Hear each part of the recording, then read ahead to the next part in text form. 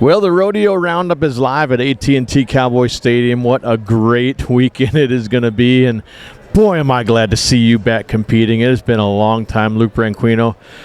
You've got to just be excited to be able to get back into a stadium like this, much less compete in general. Yeah, definitely. You know, last year I got to run was I think February 3rd at Fort Worth. So, you know, after that the judge ruled not in favor of the ERA, so the PRCA jerked our cards and drew us out of all the rodeos we were entered at. You know, which we knew that was a chance, that was a risk we took when we joined the ERA. But you know, to be able to be at this venue for this amount of money, you know, we're hungry. We haven't been able to run steers or do anything in the rodeo arena for a while, so I'm excited to see what's to come of it.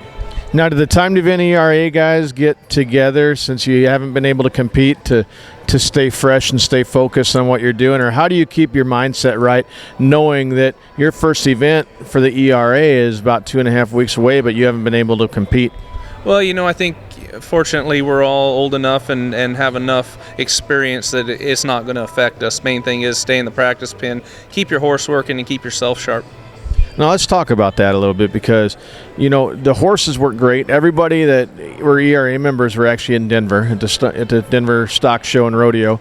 And there was a lot of money won from the ERA contestants, but all that money went into escrow. And when that ruling came down, talk to us about exactly what that meant, because there's been a lot of questions on if you guys got to keep any of that money or got your fees paid or what happened, and what is the mind frame of the guys within the locker room knowing that they lost a ton of money.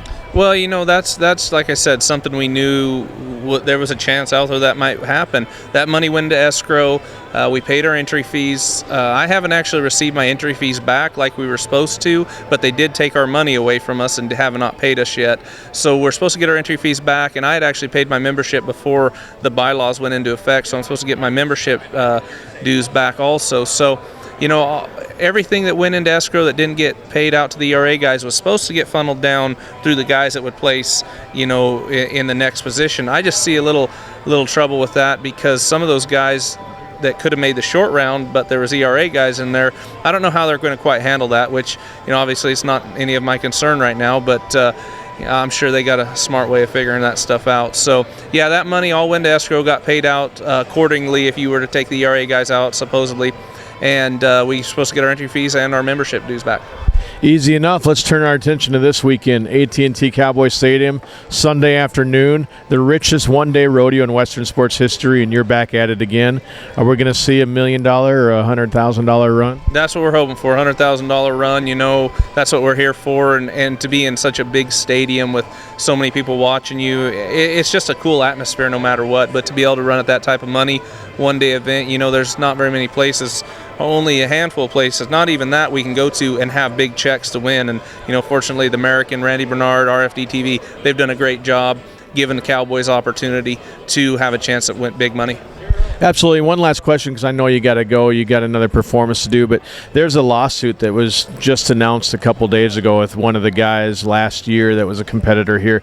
How does that weigh on your guys' mind, or what's the talk around the locker room regarding the situation? You know, I just heard about it last night, and I know Randy and, you know, their legal team will do whatever it takes to figure it out, you know, whatever they have to do to make it right, or whatever goes on in that situation. You know, fortunately they do a good job where it doesn't weigh on the Cowboys' minds. You know, it's their stuff to deal with, and they know that, and they're not going to let us have to worry about it.